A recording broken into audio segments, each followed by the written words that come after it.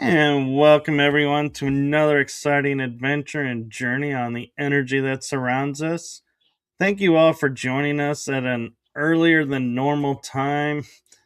So, I am so grateful to have this guest on with me. We've been talking a little bit backstage and we talked a lot offline too before we got started, and so we were both super excited for this episode, and the day has finally come. I feel like I almost want to say like the energy of like disclosure day, where we're going to be talking about so many great topics. And so I am going to turn it over to my amazing guest to introduce herself to all of you. So without further ado, I give you the one, the only experienced author extraordinaire, Karen Holton. Oh, thank you so much for having me on your show today, Michael. It's a real honor and a privilege to be here. And hi to everybody out there who can make it to the live chat. Well, and the replay, I suppose. And I never really know how to introduce myself, but basically, I am an experiencer. I've had two kinds of ET contact. One is what I call exopolitical ambassador.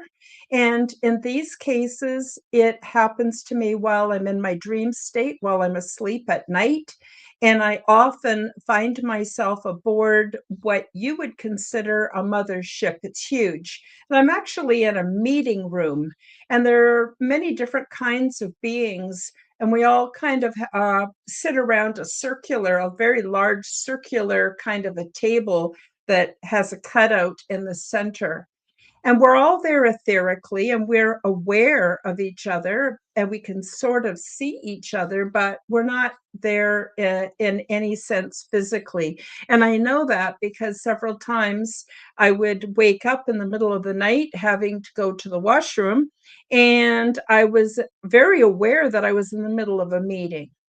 And then I'd feel really embarrassed because I didn't know if they could see me go into the bathroom or what. Like, it was really unsettling. But then I realized that kind of when I'm here, I'm not there. And when I'm there, I'm not here. I might be here physically, but in essence, my consciousness isn't. And besides, they don't care about things like having to go to the washroom anyway. That's not on their minds. Now, what I do during these meetings is I am able to give them my impression of what it's like to be a human being on earth during these days. All aspects, any aspect of what my life is like. And at first, I kind of thought maybe it's just me, but then it turns out no, no, no. There are millions of us that are having these experiences. But people will wake up in the morning and go, wow, that was a pretty wild dream, or I feel like I'm motivated to take a different direction in my life, but they don't really realize it's a real thing. And we often gaslight ourselves. We're used to being gaslit by all the experts, the doctors, the educators, the politicians. We just get in the habit of gaslighting ourselves. So many people don't take it seriously, don't realize it's a real thing. So the other thing is when I'm having these experiences, I remember having the experience, but I don't remember any specific information that's exchanged from them to me or from me to them. And I believe this is for my own safety, because if I did remember, there might be three-letter agencies knocking on my door, pestering me in ways that I would not appreciate. And this way, if I have nothing to give them, I have nothing to give them. So often memories are suppressed from this type of activity. It's pretty normal. But anyway, so that's one hat that I wear as far as ET contact goes. And the other is an actual experience that I had in 2014 that lasted for 3 months. And I'll get into that. But first, I want to tell you that I have channels on quite a few platforms, including like Odyssey, Telegram, X, Rumble, and of course YouTube. And I pretty much always just go as Karen Holton TV.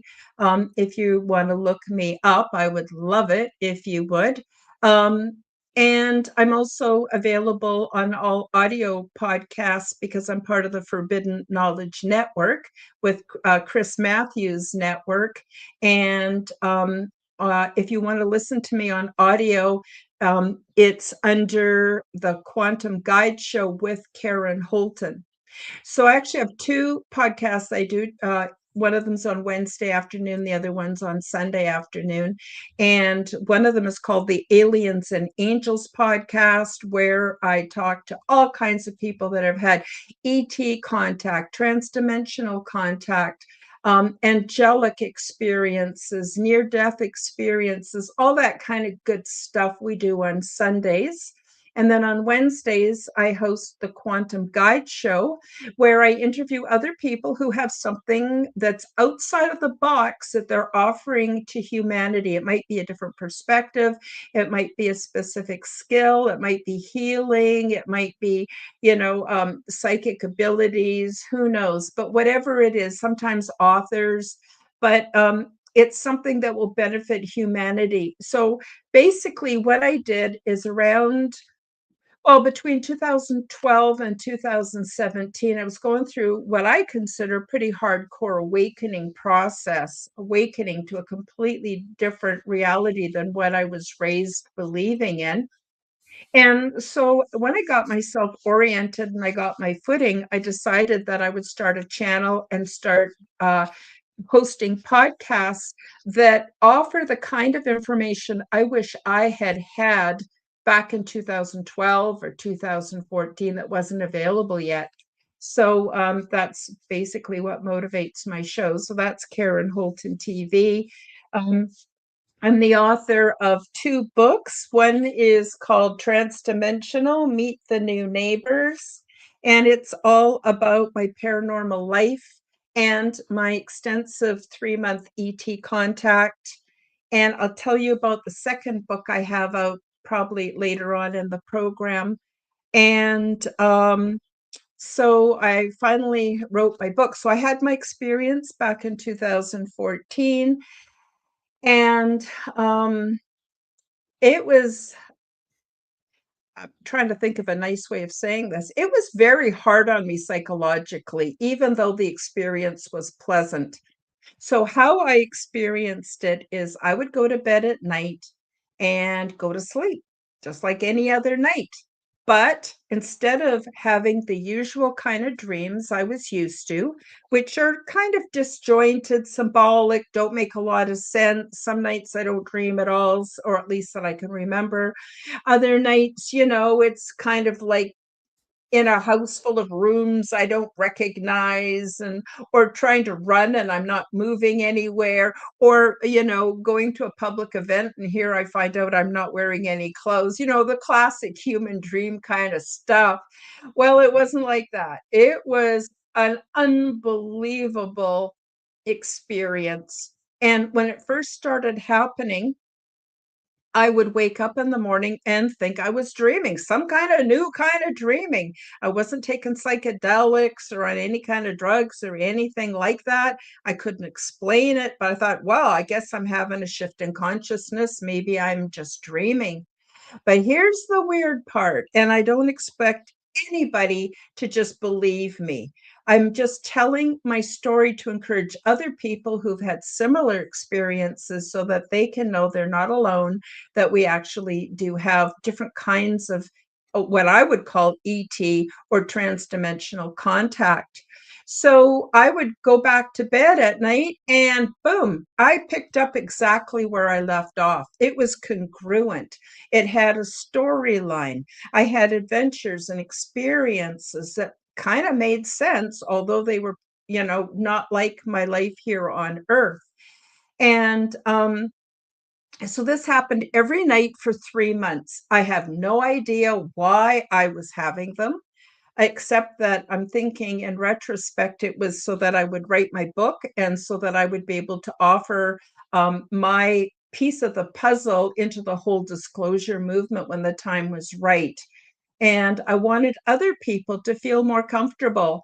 There's another dark side to all of this. On Earth, we have been controlled by a psychiatric industry for a long time. And prior to the mid 1980s, they actually would do brain surgery on people who talked about ET contact. So a lot of people go, well, how come, we haven't had, history of people reporting experiences with extraterrestrials or transdimensionals? Well, I'll tell you, because it wasn't safe.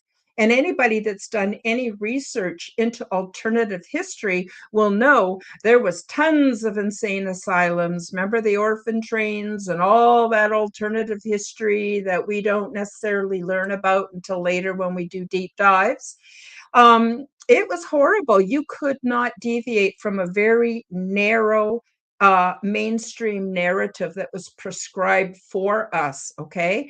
Then in the 1980s, mostly the psychic surgery, which actually still goes on today, along with electroshock therapy, has been replaced with pharmaceuticals. And what this does is shuts down the technology we're naturally born into that allows us to have transdimensional experiences. Now, please, I'm not giving medical advice here.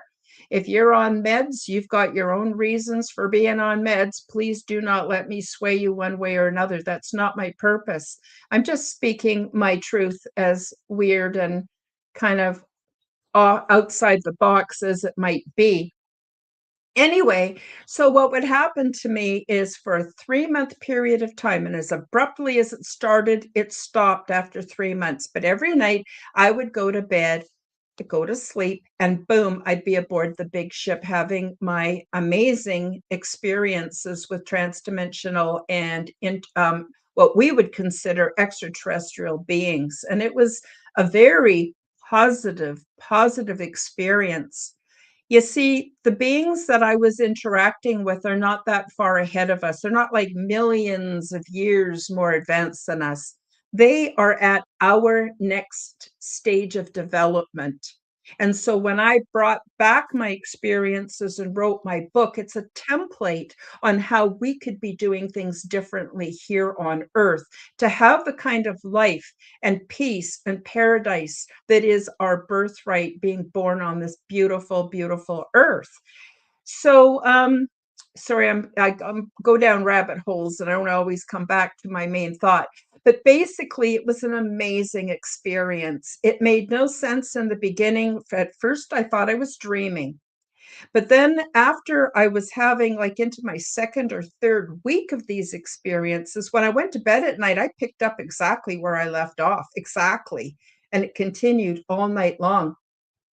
I want to mention that there's a time dilation. So, wherever I was having these experiences, I could be gone for days, weeks, or even months, and then wake up and it's the very next morning here on Earth. And so it was very confusing for me. So at first I thought I was dreaming, and then I thought I was just plumb crazy. I never heard of anything like this. I never, I'm not much into reading. I haven't read a bunch of science fiction books. I've seen like a few Spielberg movies like E.T. Um, and Close Encounters and stuff like that, and Star Wars. But I had never, uh, you know, uh, had read or knew about experiences that are like what I had. So as I mentioned, these beings are our next stage of development. And what a beautiful goal for us. Because you see, the thing is, we're now coming to an understanding that pretty well everything we've been taught's a lie. Our political systems are phony. Our medical systems are bogus. I could go on and on with conspiracy theories, but that's sort of beyond the scope of this program. Um, but basically, we're looking for something else that we can step off into that can unify us as human beings. And I think that's why my book is so important. And I want to say that these beings look very much like us. There is diversity. There's different skin tones, different heights, different statures, but what they all have that we don't have is a level of health and vitality that I had never seen before.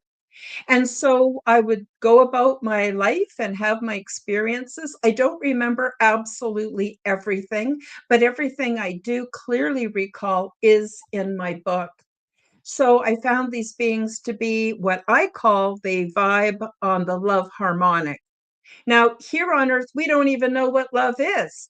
Love is like people think it's a warm kind of a romantic feeling we have for another human. Well, that's not really what love means. Love is like a basket, and it holds a whole bunch of attributes like patience, self control, being able to have faith in the goodness of other beings, to be good. There's so many virtues that make up the concept of love, and they all need to be practiced at the same time. It's kind of like juggling, and you drop a ball and you pick it up and you go back to learning to juggle again. And the more you practice, the better you get. So these beings were very loving, very patient, very kind. It was an amazing, amazing experience. And I learned a lot from them, especially about our history as human beings here on Earth and a whole bunch of other things. Um, I also have a non-corporeal guide who I call Bob the Gray. He looks like a stereotypical gray, but he's not. His station is kind of higher up, similar to what we would consider to be angels, but he's not part of the spiritual realm. And he helps me to release memories and also has facilitated. One time I requested to go back to the big ship because I really missed everybody so much. And things are so crazy here on Earth. You can't blame me for wanting to go back. And I was able to go back in an astral projection type of format, which I am eternally grateful for.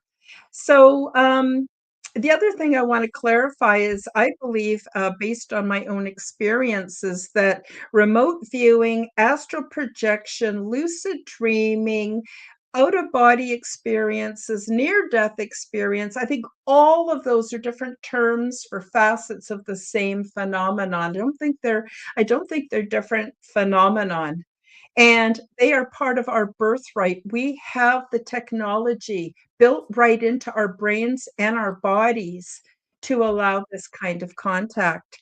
So I'm pretty excited to tell everybody more about this. And what else? Oh, I was supposed to introduce myself. Well, let me see. I'm an ordinary person. I want you to know that. I'm nobody special. I don't have special skills. I'm not the grand poobah or spokesperson for extraterrestrials, nothing like that. I'm just talking about my experience from my own perspective. And of course, a lot of what I will tell you has been filtered through my own perceptual arena. Okay. We're not given concepts or language to openly talk about this stuff. So some of the concepts I'm describing in words and phrases that I've had to make up. And I try not to use the same words as what other people use because I want to keep my experience unique, as I think it is fairly unique. Although, again, I've been told by the interdimensionals that there are millions of us going through this. Just some don't remember for a reason, usually because people are here for soul evolution. We're here for a human experience. We can't live in these other realms because we're not meant to. This time is meant for us to be here on Earth, learning to love each other, but probably even more importantly, learning to love ourselves. So if we don't know how to love ourselves, how are we supposed to love other people? So, I don't mean to be an old lady wagging my finger at you guys. I'm just very passionate about the things that I have learned. Um, the other thing is, I know that I was aboard some kind of a craft. It was massive. Millions of beings live on board this amazing craft. And it's not a vehicle, it's actually a living organism of itself with full consciousness.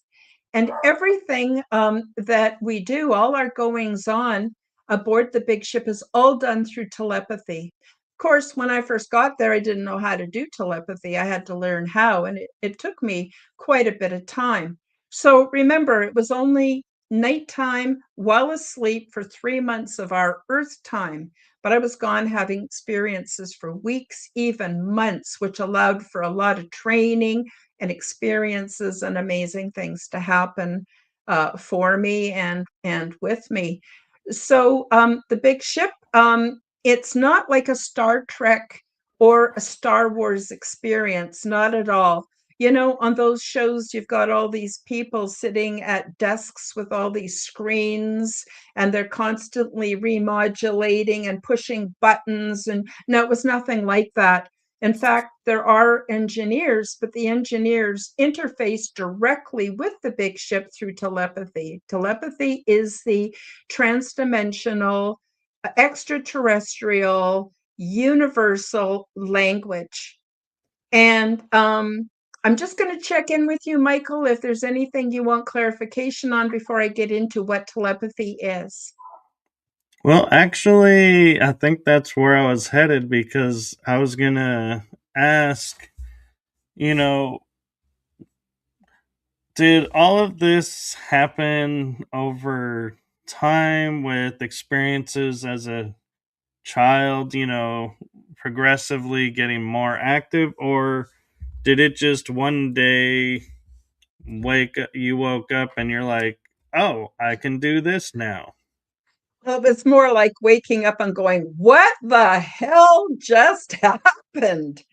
You know, it really affected me psychologically because I tried to talk to people about what I was going through, and people just thought I was a nutcase.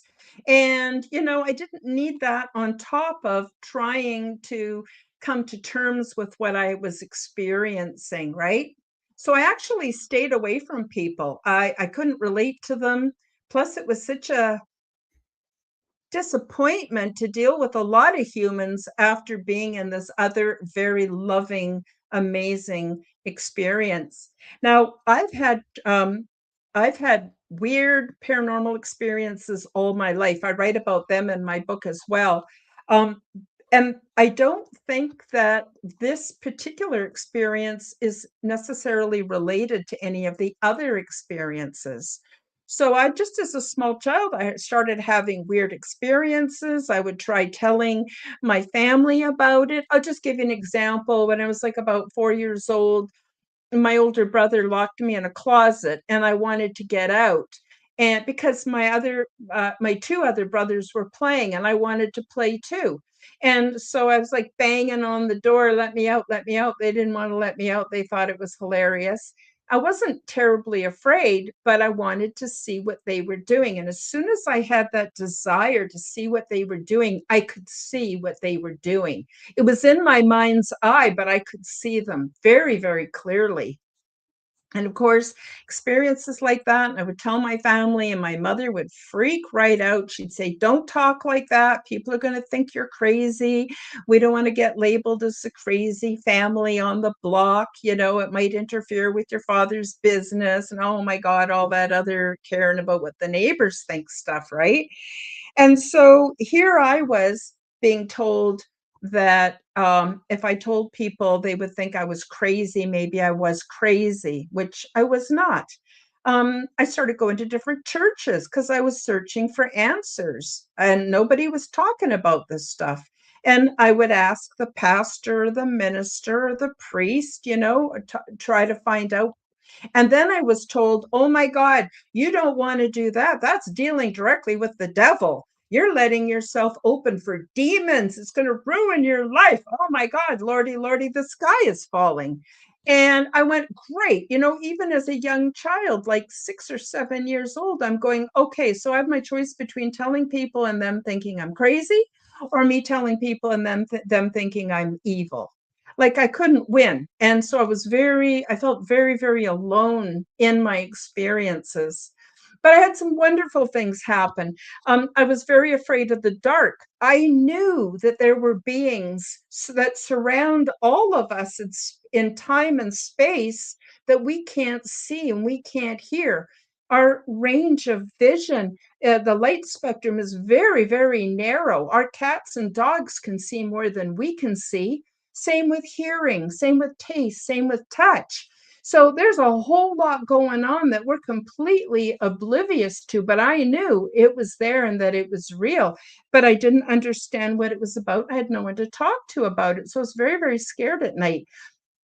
And so I used to hide under the covers and I could barely even breathe. And it was a really horrible situation for me. One night, this creature appeared to me, and I don't know if it appeared physically or in my mind's eye. I don't know, but it was very, very real. And it looked like a griffin. It had the head and the wings of an eagle, but the body of a lion, except that it wasn't 3D. It was all made up of flames and fire. It was just such a grand, beautiful, beautiful creature. And it let me know that I had nothing to worry about, that it was my guardian, and that anytime I got scared, all I had to do was think of it, call it out in my mind or out loud, depending. I'm looking for a picture of it in my book right here. I have some pictures in my book too. Makes it interesting for the reader. I don't know if you can see, there's me with my griffin, my beautiful griffin. So it protected me, and I didn't have to be afraid of the dark or at night anymore after that. And eventually I just stopped calling on it because it didn't need it anymore. So I just had all these weird experiences. I'm going to give you one more that happened to me when I was actually an adult. I was at a place called Stodom Falls on Vancouver Island. I live in Canada. And there were these shallow rapids with big flat rocks dotting along the riverbed. And people would go down there and suntan or just soak in the water or catch fish or whatever. And I was lying on a rock and I looked up and I saw this eagle, kind of going around and around like they do, very leisurely. And I just had the desire. I think that is what gives me my experiences. Having that childlike wonder and desire seems to be all that I need to have these experiences.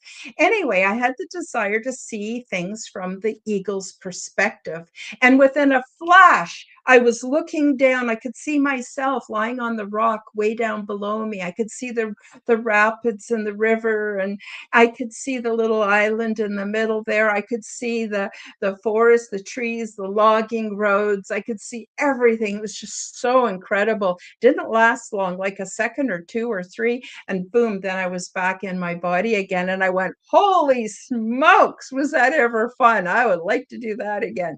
So I had all those kind of experiences that don't seem to be related to this contact I had with the transdimensionals. So it was after I had the experience and I was trying to sort out what happened, this ET or transdimensional experience, trying to sort it out and figure out what happened. And so I just wanted to know, where is the big ship? Is it in our solar system? Is it in our galaxy? Is it in our star quadrant? Like where exactly is this big ship? I was trying to make sense of it. And then I got like an instant download. I knew exactly where it was. Okay, so bear with me. I'm going to explain it the way I have to explain it so y'all can get a visual in your mind's eye and perceive of where the big ship was. So the ship sits in an interdimensional envelope. So let me explain that. Most of you are familiar with a Venn diagram. A Venn diagram is where you have things that don't seem to be related, but they overlap in a small area that gives them that common perception of reality. So if you can imagine in your mind a huge daisy a flower, a daisy. And you know how it has a whole bunch of petals that go around the outside of the center, white petals, and it's yellow in the center.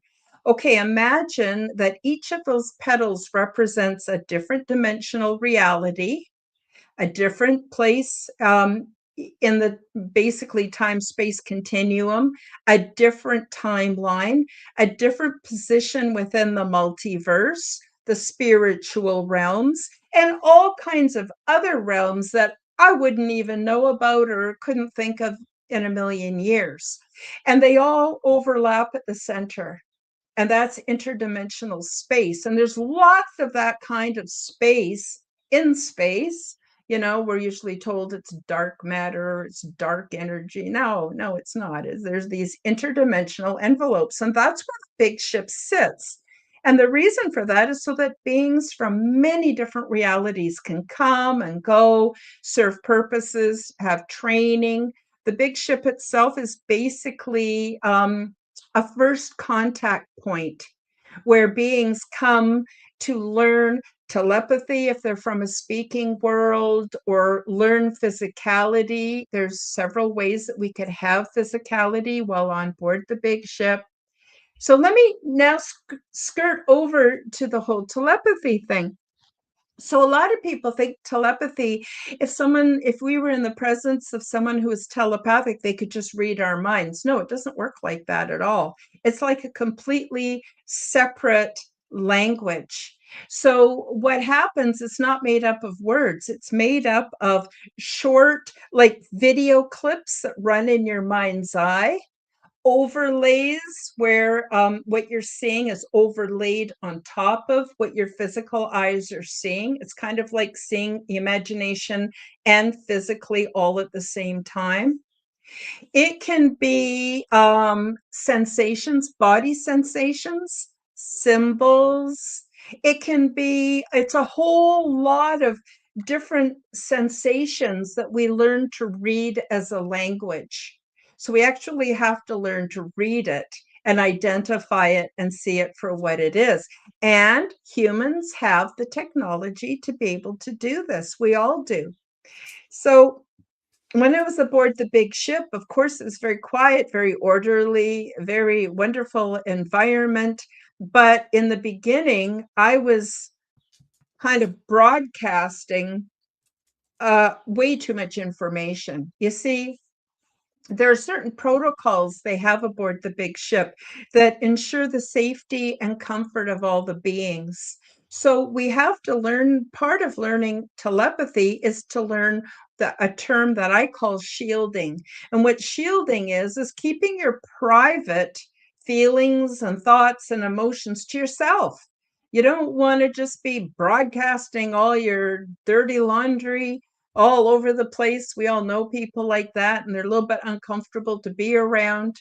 Same thing was true about the big ship. So I had to learn telepathy, and the way I learned to do that is my buddy, who I haven't talked about yet. You're assigned a buddy when you're aboard the big ship, and that person stays with you 24/7, sleeps beside you, everything, until you feel totally oriented to what's going to happen, and where to get food and how to do different things and what your purpose is for being there and all that kind of stuff. You get a buddy. So my buddy gave me a device, and it looked a little bit just like a child's headband, but you put it around the back of your skull, and there's two little nubs that rest on your temples. What that does is it boosts the signal so that we're able to communicate directly with the big ship. And as I mentioned, the big ship is a living thing, and it is also the instructor, the trainer, all that kind of cool stuff too. So I put that on, and even though it's using my imagination and I'm not anywhere physically, it feels real. It feels like you're actually going through the experience.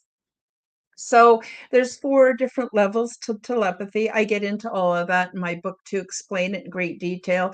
The first level is where I was given the image of a simple shape, like a circle or a square or a triangle. And the goal was to hold that in my imagination, in my mind's eye, for 3 seconds, then with practice 6 seconds, and then with practice 9 seconds. And when I did it correctly, I would get like a dopamine hit. I can't explain it. It would be like a warm, fuzzy, affectionate, loving feeling that kind of gave me a reward system every time I did it right, which really helped facilitate my learning. Um, and then and then there's the second half to the lesson. So after I was tired of doing that or had done that or achieved certain goals, then I had in my mind's eye the experience of being in a small room with about 10 or 11 or 9 other beings. And oh, hi, Denise. Sorry, I have to say hi to Denise. Mm. Um, and and oh, now I have to remember where I was. Sorry. Oh yeah, so after I would do that, then it would be like being in a room with these other beings. Then I would practice sharing those shapes with one or two beings, but not the rest, or to keep them completely quiet to myself. And every time it would leak out, for lack of a better word, and they were all perceiving it, they would raise their hand and smile. So I would know, okay, I have to work more on that, right? So that's the first level. Second level is more complex shapes. Now it's things like pyramids and spheres and moving and different colors, and it would become more complex, but it was always the same. The second half of the lesson is I would perceive myself as being in this room, and I would try to not share what I was thinking, feeling, but it would leak out. That was the hardest part. The hardest part of learning telepathy was to do the shielding. And also, I had trouble directing my intention or communication to just a couple people amongst a group of people. That was also really challenging. So basically, it's like learning how far to project it, when to keep it quiet to yourself. What's really amazing about these interdimensional beings is a lot of them are born and live their whole lives aboard these big ships. They got jobs, they got things to do, training, they have families, and they're very good at shielding their children. So because there's people and beings coming and going, they are extremely protective of their children. And so all the children, the parents will shield them so they're not picking up anything from anybody until they're old enough to be taught how to handle it properly. So that's telepathy. In its more advanced stages, of course, I learned how to keep my thoughts to myself, how to share with just a few people, or how to share with the group. But also when it's appropriate to infuse emotion and body sensation and when it's not. And so once I got pretty good at that, and it took a long time, it really took a long time to learn that. I don't know how long, because time is a slippery slope when you're talking about, you know, a time dilation situation. But eventually I learned how, and then I was able to expand my social network. I was able to train for work and learning and all kinds of things that really took off from that point. But before that, I was struggling with it. I practiced every day. And I think the other part that the folks would want to know is, was I there etherically or physically? Now, the truth of the truth is, I don't know, but I'll tell you what the experience felt like. In the beginning, it felt like I was there as me, absolutely as me, because we had to do a walkthrough of some kind of a scanning technology that recorded our DNA, our psychology, our learning styles, everything about us, even past life residue.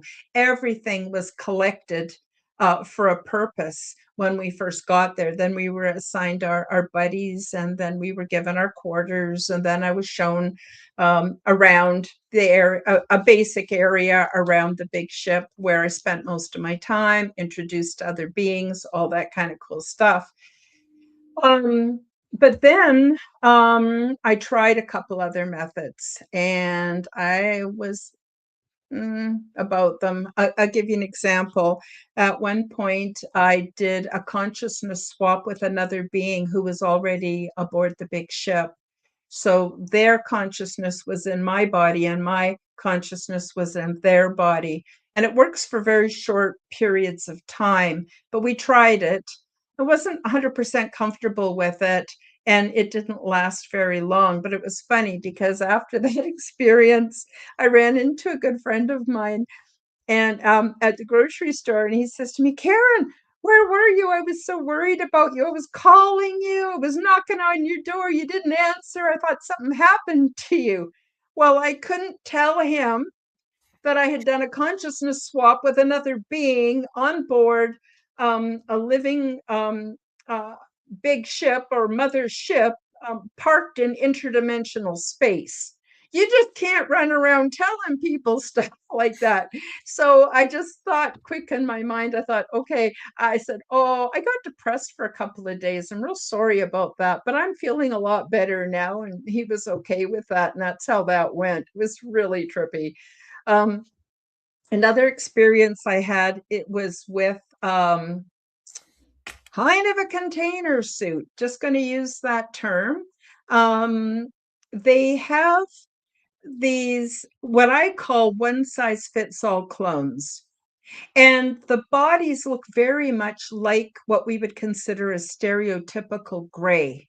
It's almost kind of embryonic in the way the body looks. The ears are not well formed, the nose and mouth are not well formed. When you're using one, excuse me, when you're using one, you don't eat, you don't sleep, you don't poop, you don't do anything. So those systems are not necessary. And I don't know whether they were biologic, synthetic, clones. I have no idea how they were made.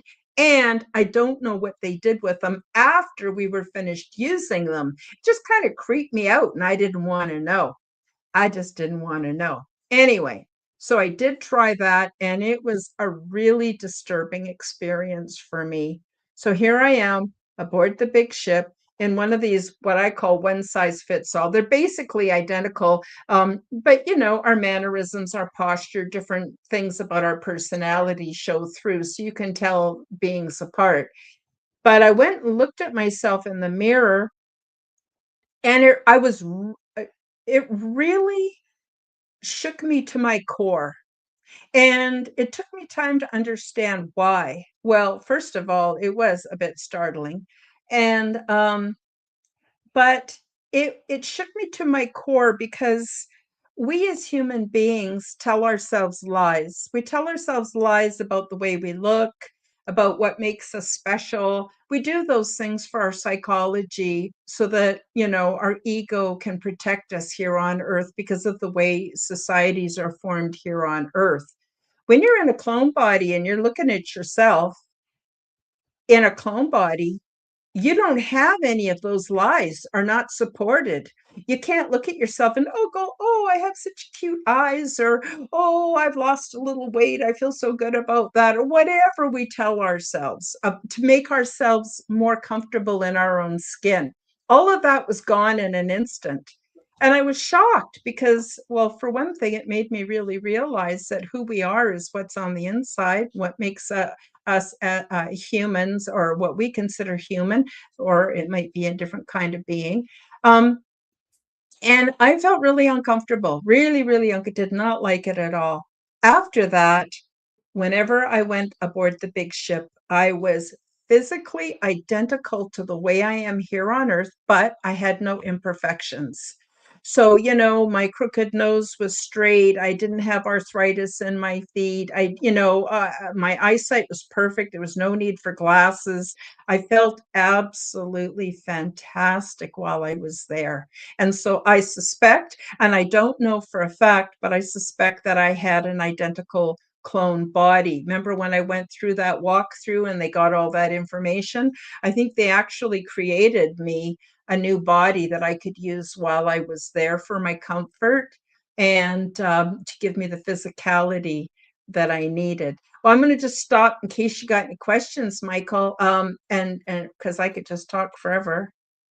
Well, I do have a couple questions, but I also have an observation that I picked up from your experiences, that you shared growing up and as an adult before all this happened, when you were like, oh, these aren't, you don't see they're related.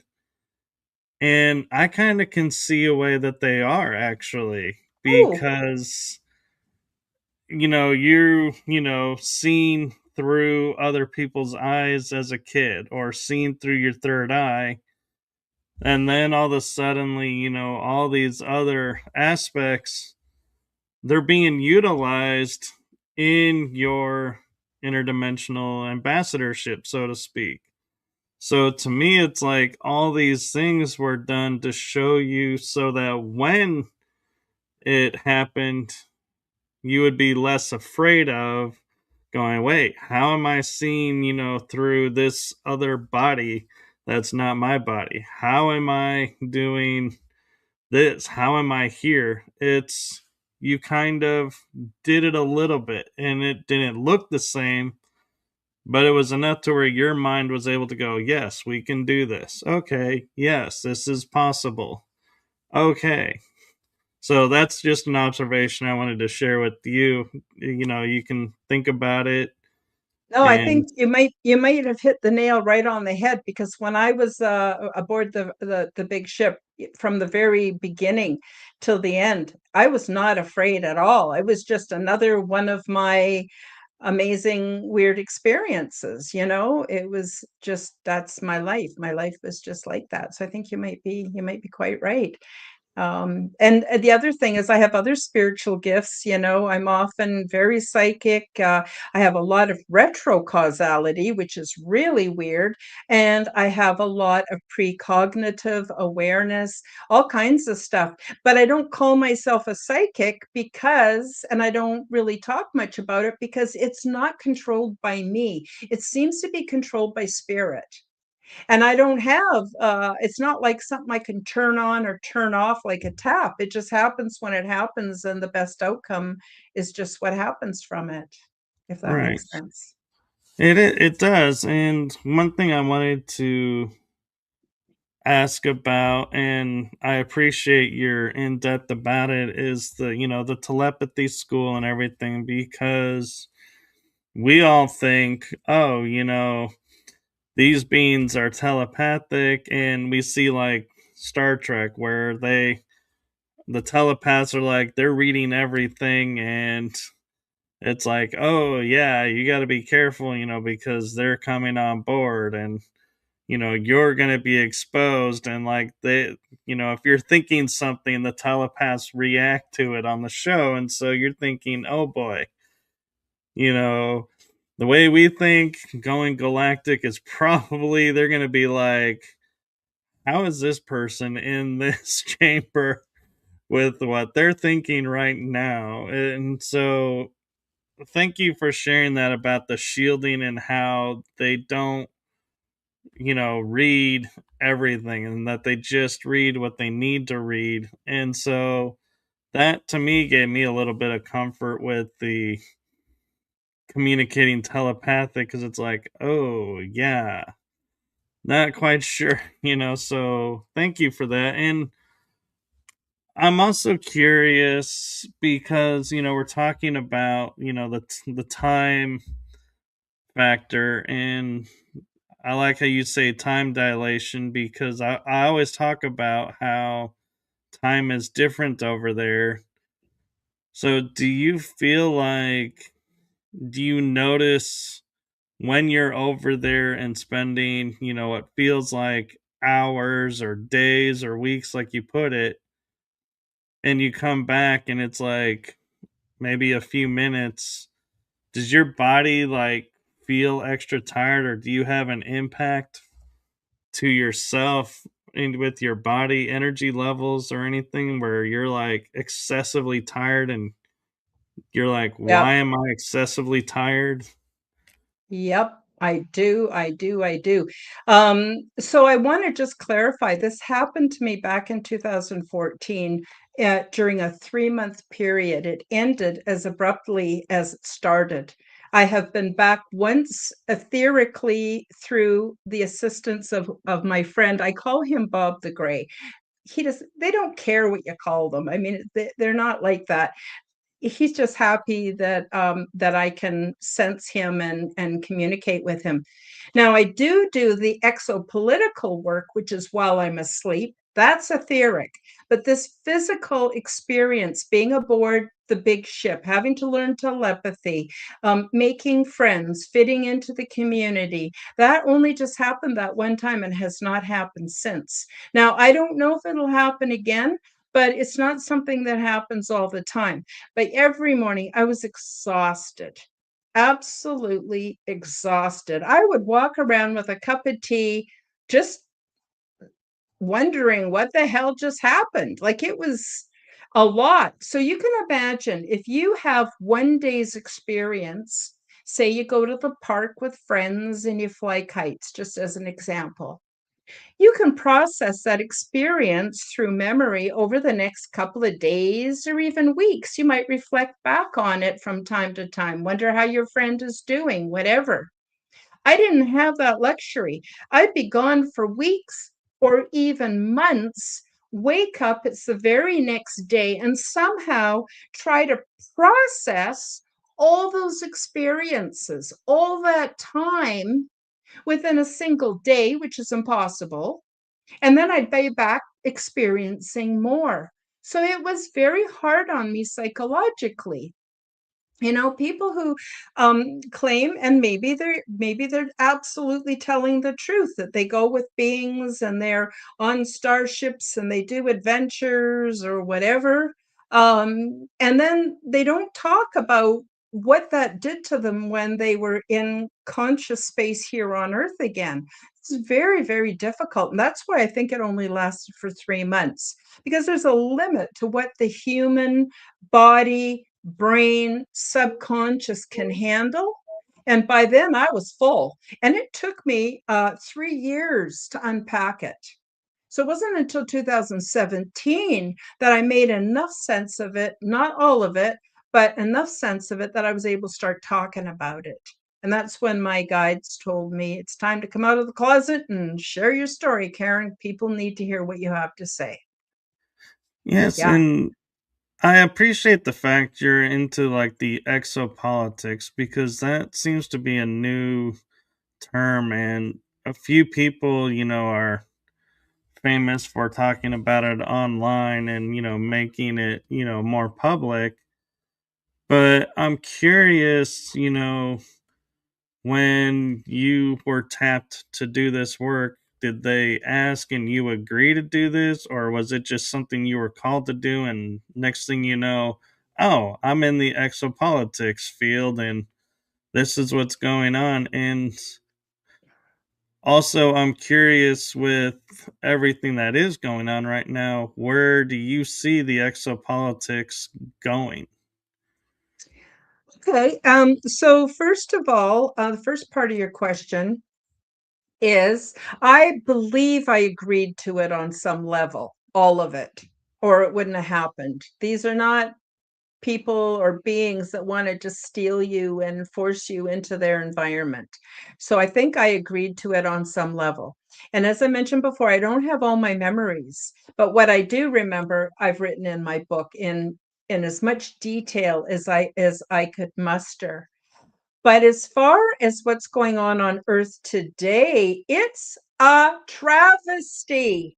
Now, these beings, and you can imagine, beings like us that have the kind of politics, religion, healthcare, everything we do here on Earth, wow, it's really holding us back. Can you imagine if we put all that money, all that time, all that energy, all that talent into building a beautiful world that had enough of everything for everybody? It'd be a whole different kettle of fish. But it's a big mess down here. It's extremely stressful. Now, most ETs are ahead of us, either at our next stage of development or way further than that.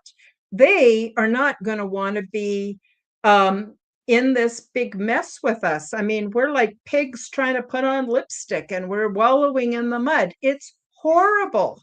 They are not going to want to spend time here. In fact, most beings are so empathetic and compassionate and so far removed from the kind of shenanigans that are going on Earth, they couldn't handle it psychologically. It would be extremely disturbing for them. So the first thing I want to say is ET is not coming to rescue us because they know we have to reach out and rescue ourselves. And we know how. We can do this. We have everything we need, but we need to step outside of what I call the matrix or the construct or the zeitgeist, however you look at it. We have to put our foot down as a whole Earth population and say, this is bullshit and we're not doing it anymore. You have no more power over us. And I think that's a bit subversive, and I'm taking a risk saying that, but that's my truth. So, no, ET's not going to all come and rescue us. There are some groups, I'm not really familiar with the groups you hear so much about, like the reptilians and the grays that come to Earth and the grays that are um, crypto creatures that have been here that look like the grays, but they've been living here for maybe thousands of years, maybe even longer than humans, or Sasquatch or Dogman or whatever. I only know my own experience, which was with these particular beings aboard what I call the big ship. So I can't speak as any kind of an expert, but I do believe we're being observed and we're being watched. And I also believe we're being protected against perhaps other forces. I don't know what to call them, entities that might be nefarious, that might be adding to the problems we're facing here on Earth. So basically, long story short, what we got to do is saying, I am not going to hate that person over there because of the color of their skin, because of their religion, because of where they live, because of how much money they have. No, we have to embrace each other in true love. But before we even do that, we have to learn what love is, and we have to learn how to love ourselves. And so I get into that quite a bit in my book as well. And so, and it's not like I'm some kind of super virtuous person. I'm not, but I'm very sincere and I work very hard at being a good person, being patient with myself. Like, even one of the virtues that's a part of love is to be able to take care of our bodies. Well, a lot of people don't do that. Addictions are rampant, all kinds of addictions. That includes food like substances. You know, we got to feed our bodies properly, get fresh air, sunshine, all the things that we need as a living organism to be as healthy and as vibrant as we can. And that nurtures the technologies that are a part of us, our light body, our pineal gland. We've got the technology for interdimensional travel.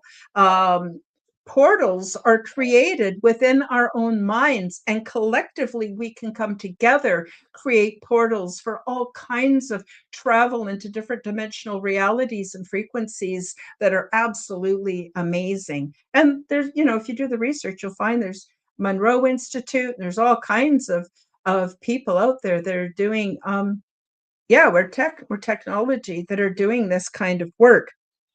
So we have to collectively be so sick and tired of being sick and tired that we're willing to put in the effort to change who we are. So we literally have to become the change we want to see in the world. And it has to start right now. And it's a big job. So I work very hard on that every single day.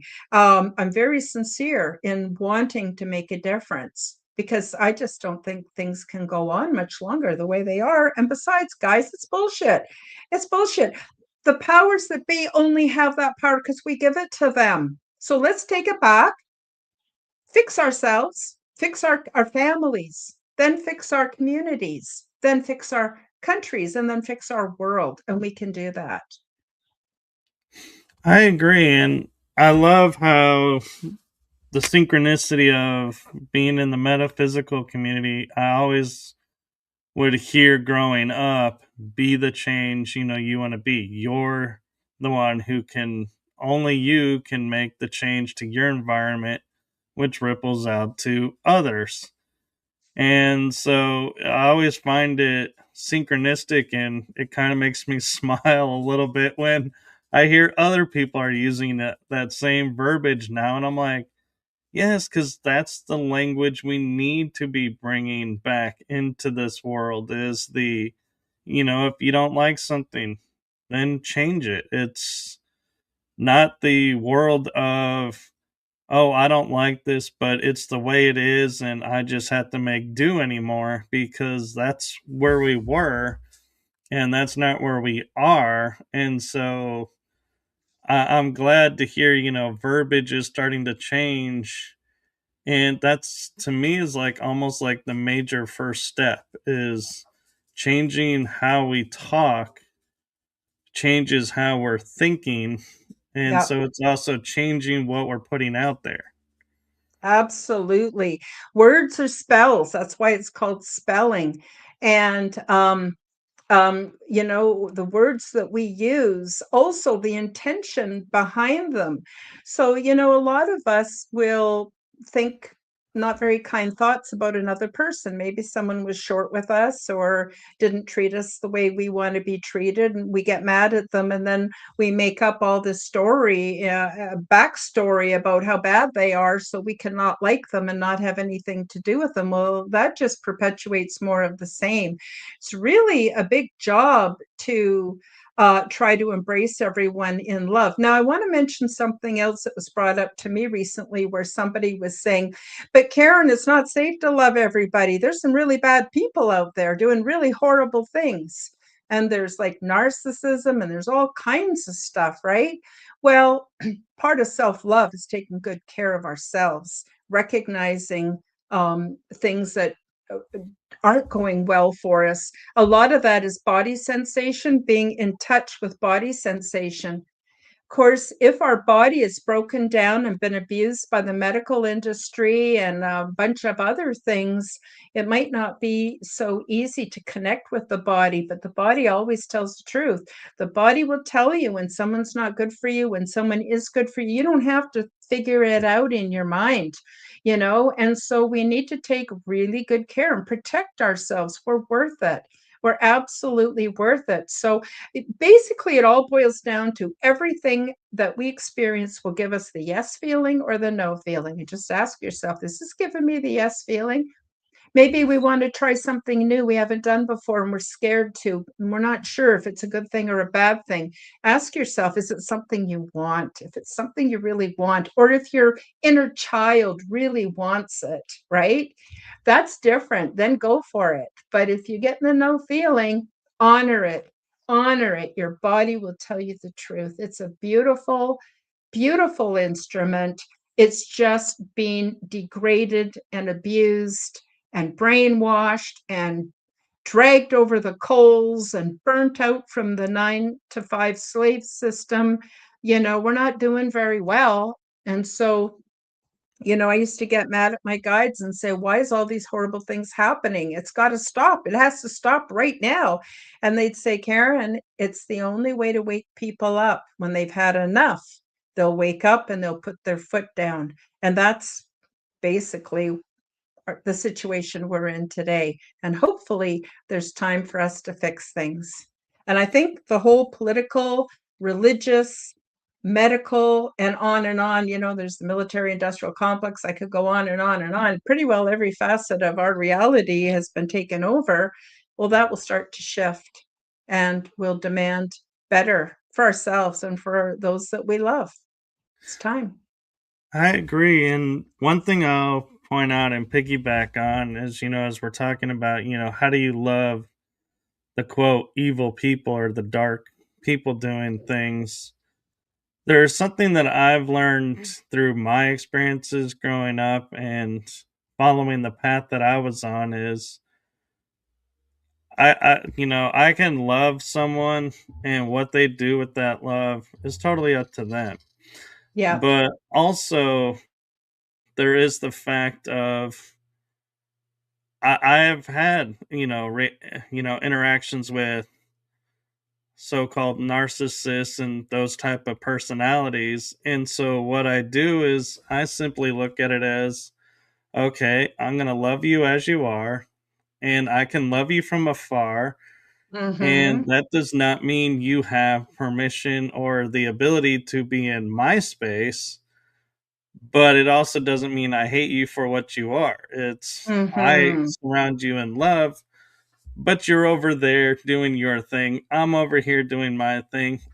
And that's, to me is the best way to be is it's like I'm still coming from the place of love, but I'm not being the doormat and not, Yep. giving my power away. It's I view it as more standing in my power than before. And so that's just another option, of if people are, really, looking at that, there are different, ways of looking at. We're no longer confined by the adage that we had growing up of you had to love everybody, or you have to, if family is treating you wrong, you have to keep them in your life because they're family.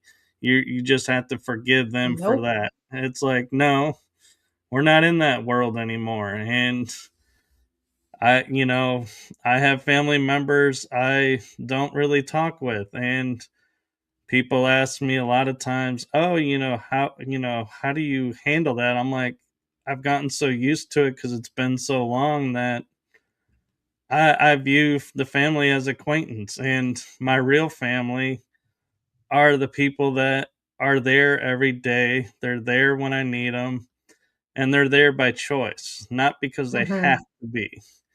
And Mm-hmm. so I just thought I'd offer that, as we're Oh, talking about. it's very good what you just said. And, it's like they can do them and I'll do me, and that's okay. I don't need, you don't owe anybody anything. But, we can also apply that to the systems that are around us, because the systems that are around us are also narcissistic, and they're run by narcissistic people. But, one thing my guides revealed to me that helped me a lot, and that was the understanding.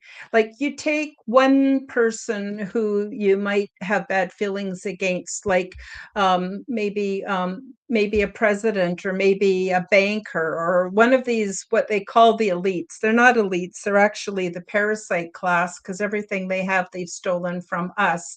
They can't have anything if it isn't them taking it from us. We're the ones with the power. But when you look at their life, if you were born into their situation with their genetics, their upbringing, their programming, you might do the same thing. We're all capable of wonderful things, and we're all capable of horrible things. We saw that during World War II. We see that during every war. There are people that go over and they fight because they have to, but there are people that do some really disgusting, disturbing shit under the cover of war. A lot of these powerful families, what they do to their children, you can't even imagine. And so it's basically they're all MK Ultra. They're all broken, and their beautiful, innocent, balanced self is not available. So I'm not saying feel sorry for them and let them do what they do. No, I'm not saying that either. We all have to take responsibility. Kathy O'Brien is a wonderful example of someone who is MK Ultra, and she turned her life around and she's helping others. Same with Catherine Austin Fitz, brilliant, brilliant woman who understands the monetary system in ways I never will. Same thing. So many of them were MK Ultra. So, we need to have compassion for everybody, but we're not going to put up with their BS, and we're not going to let them control our life. And yeah, I mean, I'm not fond of most of them, not at all. But at the same time, they have to wake up too. It was funny. I was saying to my guides, there are some really horrible people, A lot of us come from families that were horrible, absolutely horrible, disturbing shit that should never happen to any child, anytime, anywhere, right? And I thought, I asked my guides, I said, how are you going to deal with them? Even if they die, they need to be dealt with. They've done horrible things. They've caused harm in ways that we can't even imagine, widespread intergenerational trauma. Do they just get away with it because they died? And my guide said, well, what do you think we should do, Karen? Do you think we should punish them? I said, no, I don't think punishment actually works. And they said, what works? And I said, well, what's helped me to change, it's going to make me cry. What helped me to change was to see things from the other person's perspective. So maybe I treated someone the way I shouldn't have. Maybe I made a big mistake raising my children. Maybe I could have been kinder to my mother. Whatever. I mean, we all got a laundry list, right, of imperfections and things we haven't done. But when we see it from the other's perspective, what they went through, it tears your heart out and it really helps you to shift to being a gentler, kinder, more loving person. So I believe that all these people that are doing horrible things, they will have to see or experience it from the perspective of those they hurt. And oh my God, that is going to be more than punishment enough, but it's also going to straighten them out so that maybe their next go round at reality will be better. I don't know. But that's what my guide showed me, and it helped me to cope with it. I don't like it. I don't agree with it. I don't even want to think about it. But everybody has to face that. And then that ties into shadow work that we all need to do. And it's better to do your shadow work while you're alive than wait until you kick the bucket, in my opinion. I agree. And one thing I will share with you to kind of validate kind of what your guides were saying to you is I grew up with the perception of, death. And one of the aspects of death was you go in a life review. And in this Yes. life review, you see every situation you lived, but you also see it through every person that was, sorry, every person that was involved in that situation. So if, you were bullied, you're going to see, yourself getting bullied, but then you're going to see what the person who did the bullying was seeing and how what they were feeling, and vice versa. If you did harm to someone, you're going to see and feel that harm that you did to them. So there is no real, in my opinion, escape from it. Mm-hmm. And what I do is when I, see, somebody, that's doing something I feel is wrong and it looks like they're escaping justice, I go, "Oh, just wait. You may be escaping earthly justice, but the divine justice is going to catch up. And you're not going to Oh, be yeah. able to walk, and get a fancy lawyer and get out of that one. The divine justice, there is no escape. You face it no matter what." And the beauty though of it too though is, as much as we're talking about all the bad things, that we're seeing, you also get to feel all the good things from your perspective and their perspective. So, those days where you gave somebody, say, a quarter so they could go get a drink somewhere in the old days when, that was possible. You get to see and feel what that actually did and how that impacted them.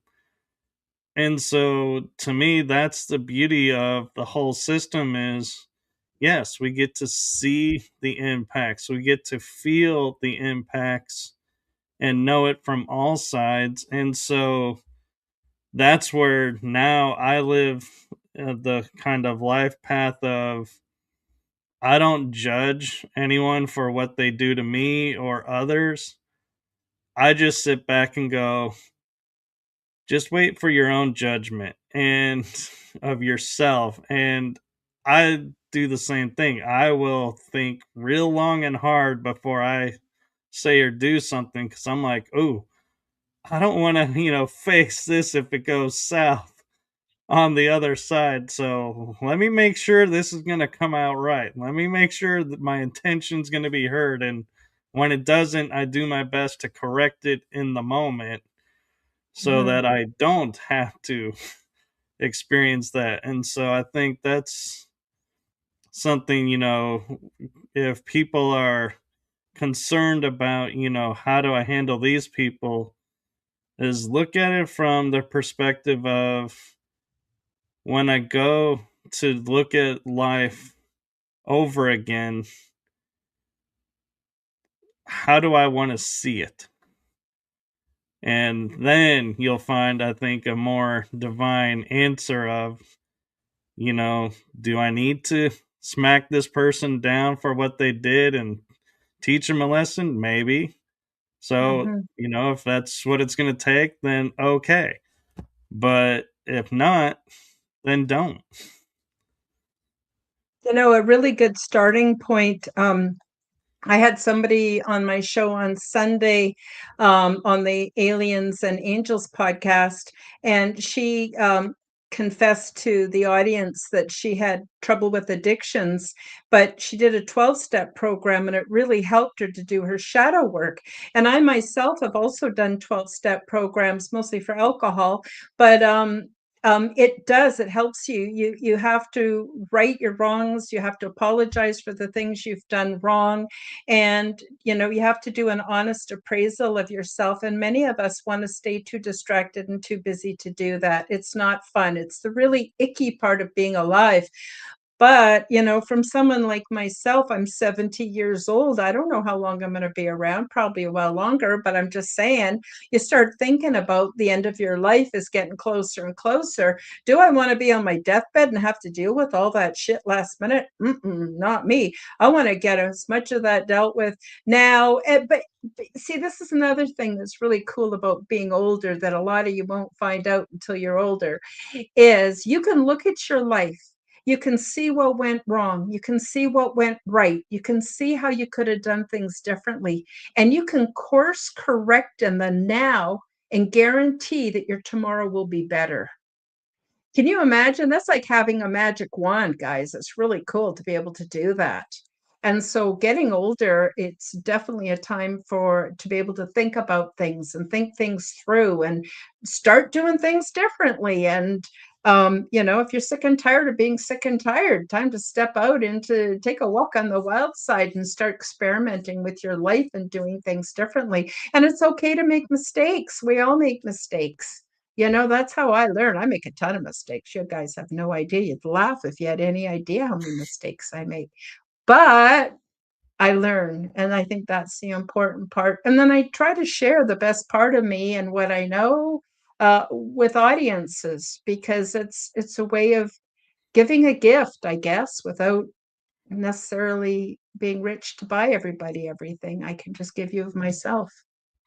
Right. And it kind of, to me, goes to the idea of the only stupid question we're told is the one you never ask. Yeah. And in life, I take it a step further and go, the only mistakes in life that are truly the mistakes are the ones we don't learn from. And I did a talk recently in March at a conference about the power and the mythos of the hero's journey. Yes. And one of the things that I brought up into it was the shadow work. And I was like, this is like the integral middle part of the hero's journey. So there is no way you can ever, go, I'm not going to do my shadow work, because your everyday life is filled with shadow work. You just don't realize it because you don't see it as that way. But to me, I started, after I was looking at this talk that I was doing, the the way that I was perceiving everything is I was like, well, we're told like to see a shadow is to see something dark, that there's something nefarious there. That's why it's in the shadow.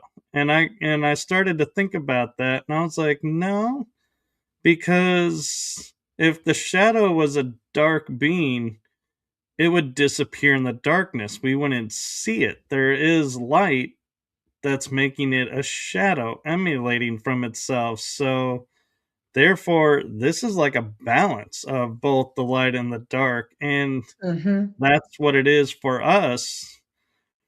And so I started looking at shadow work then and going, wait a minute. We dread like dark nights of the souls, as some people call them, and doing shadow work. But then it's like, wait a minute, look at the other side of it. Look at the changes that are made and look at the progress and all the little wins that we get along the way and how the journey changes and how you change just by doing a simple little act of looking at something. And I go, wow, shadow work is not so bad actually. And it's almost like I don't want to sound corny, but it's almost like I get excited if I get a chance to do shadow work or dark night because I'm like, ooh, what's the change going to be on the other side? Yes, Mm-hmm. there's going to be a lot of hard work in the middle, but and again, the hard work, as I was taught in metaphysics, is, it's as hard as you make it. So there's that aspect too. If you don't Mm-hmm. want to change and you're going to fight it, yeah, it's going to be more daunting. But if you go with the flow and you learn from it, it can be a little bit more smooth and maybe not so tumultuous and going, hey, this ain't so bad. Yeah, let's do it Mm-hmm. again. Let's try something else. Yep. Yep. The hero's journey for sure. That's what it is. And you come out in a whole new place and then you kind of do it again and again and again and you're just always improving, and I think along the way maybe we have more spiritual experiences that really encourage us. There's synchronicities galore, everything from looking at the clock and it's 1111, or somebody says something and you just heard it somewhere else and you go, okay, I'm supposed to pay attention to this. Yeah, there's so much, and it can be very rewarding. It's not always fun and easy, but it's definitely rewarding. I'm wondering, Michael, because we're coming close to the end of the show, can I just talk a little bit about my books? I was just about to. You're reading my mind. And I was about to say, oh, we're coming close to the end of the show. Do you want to promote your book? So I do.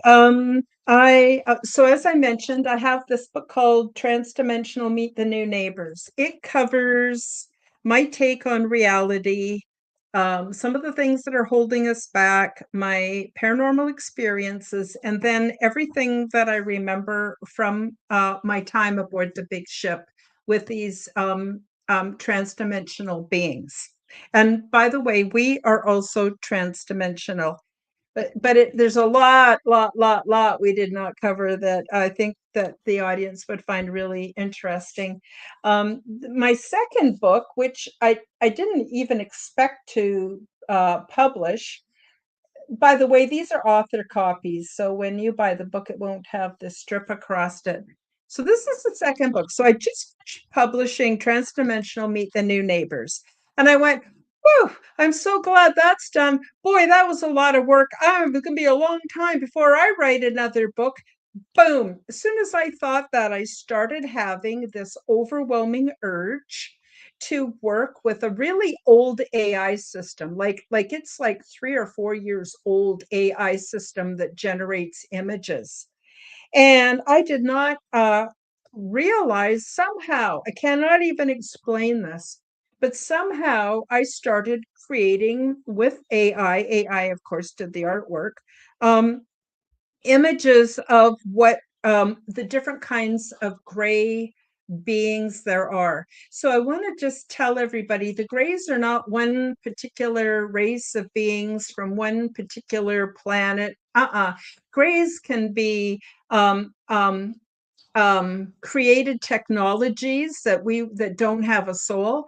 They can be beings that actually do come from different star quadrants or places within the universe. They can be cryptoterrestrials that have been here for many thousands of years. The only thing they have in common is that their skin does not have the pigment to reflect light in our visible spectrum of the color spectrum. And so they appear to be kind of gray. Some appear to be a bit creamy colored, but basically they're all gray.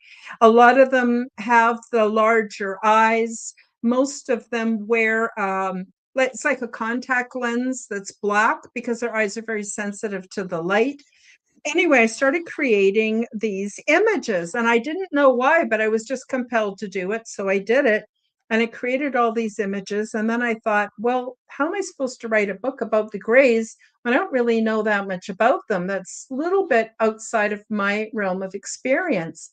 So I asked 7 of my friends who have a lot of contact, like, for instance, Philip and Ronald Kinsella, Preston Dennett, Dolly Safran, Elsa Dillon, um, um, sorry, my mind, Jimmy Blanchette. So what I did was I had my friends each write a page and submit that to me. Sometimes they submitted an image that went along with it. Like, for instance, Dolly Safran, included her image of Mama, which is her contact. And also, the very first chapter, I talk about my experiences with Bob the Gray and also with other ETs. So, only the first 2 chapters have writing and experiences. And then the rest of the book, there's over 250 images of beings that we could loosely call the Greys. Now, this is not exactly what they look like. I didn't take pictures of them. They're AI generated, but I was really surprised that AI created what I wanted for me. I was really surprised. It was outside of the scope of what that program really could do. So I was very, very surprised.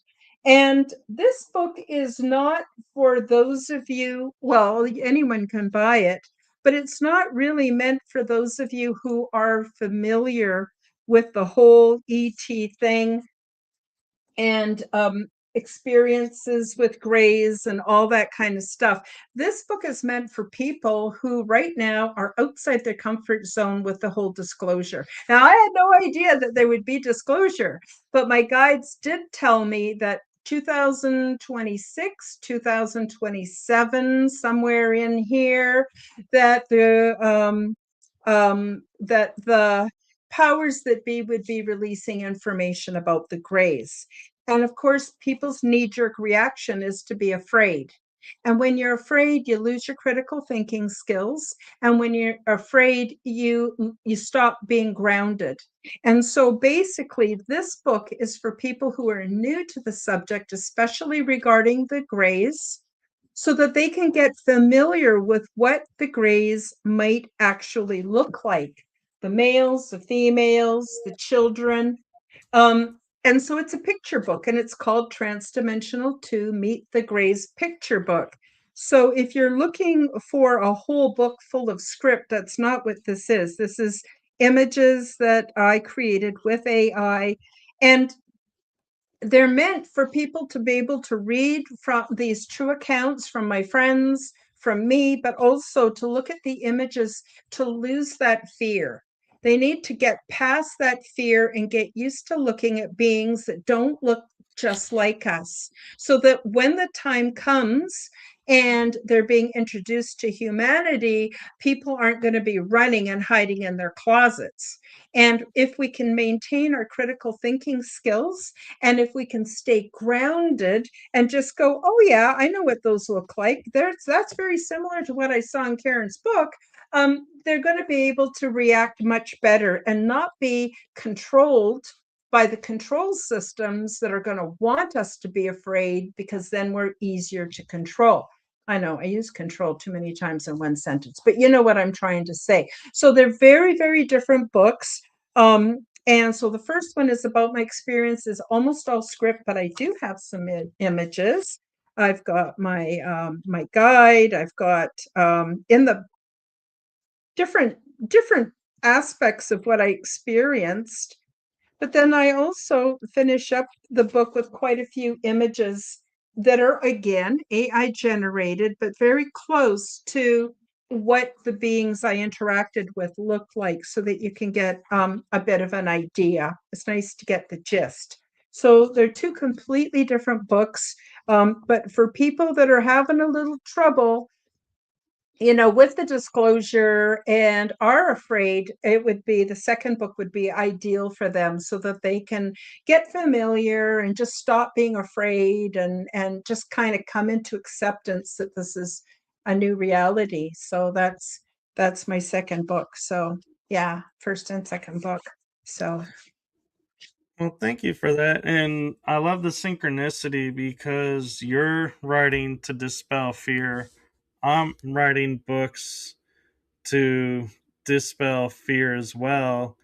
And one of the friends that we have in the chat room said, I've been wondering for a while if we were led to this information to help destroy our fear, to help with encounters. And so it's like, it seems to be coming into our faces of, yes, we are doing this to dispel the fear and it's getting noticed. And so that's what I love when, we get small little validations of that, of, we're not looking for approval or anything, or, the justification, but it's nice that what we're trying to do is getting seen and getting understood. And so there's a little bit of, heartfeltness to that. And so thank you, Dan, for sharing that, observation, because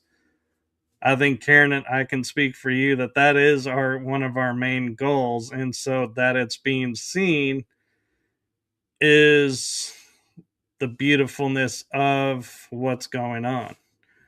mhm. Exactly. We're all in this together, guys. So let's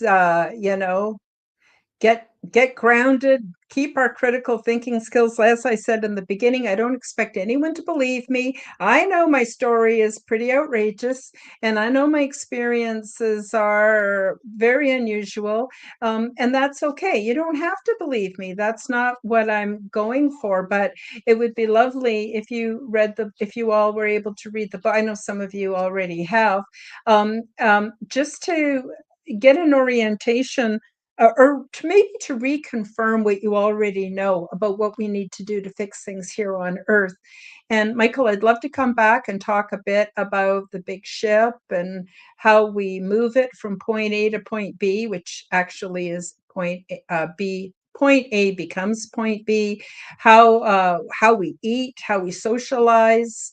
Like there's the culture of some of these different beings, some of the peculiarities are differences in the way they look, all that kind of stuff. I would love to come back and talk more about it when it's a good time for you. But sorry, I don't mean to be bossy. I'm all wedging my way in here. No, But I'm loving how we're in sync, because I was just, I was going to wrap it up by saying, we have just hit the tip of the iceberg of what you have to offer. And I would love to have you back on to go deeper into more of these experiences. And so I'm loving how both of us are in sync and both like, yes, we're wanting to do this. So I feel that, that'll definitely happen. And I normally, I will be honest, is when I bring a guest back on, it's usually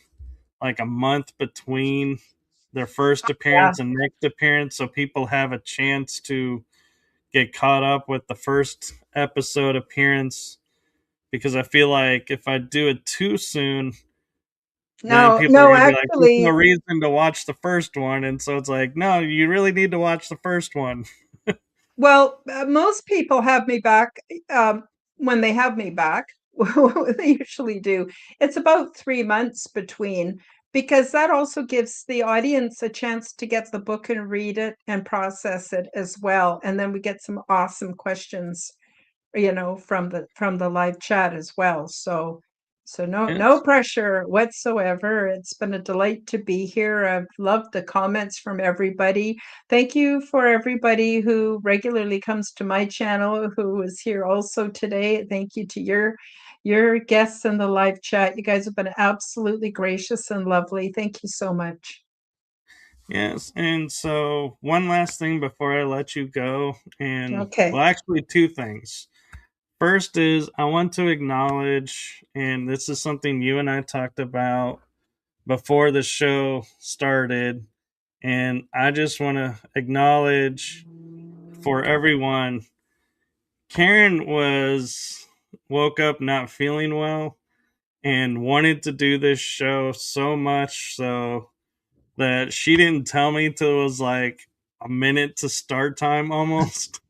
And so thank you for, doing this and, sharing your experiences and, doing this while you're not feeling well. I totally told her we could have postponed and she was like, no, we're going to do it. So thank you for, you know, getting through it with us. And I just want to say I appreciate that. And, thank you so much. And my second is I like to leave my guests with this message, and that is from my heart and the heart of my shows to you. Thank you for what you're doing for humanity. It's seen, felt, heard, and in your case, so appreciated. So thank you.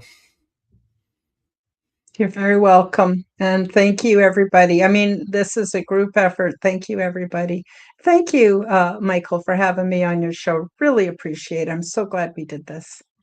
Yes, and hopefully next time when we have you back on, you'll be at 100%.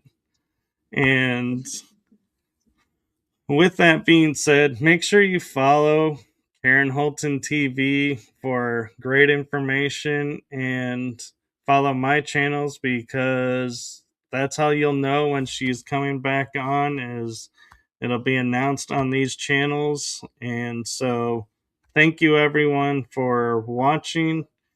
And with that, we're going to say good night and good afternoon depending where you are.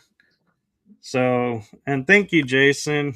And I appreciate that. She is a great host.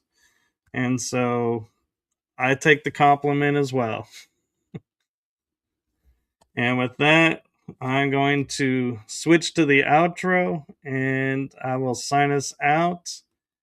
Have a wonderful week, everyone.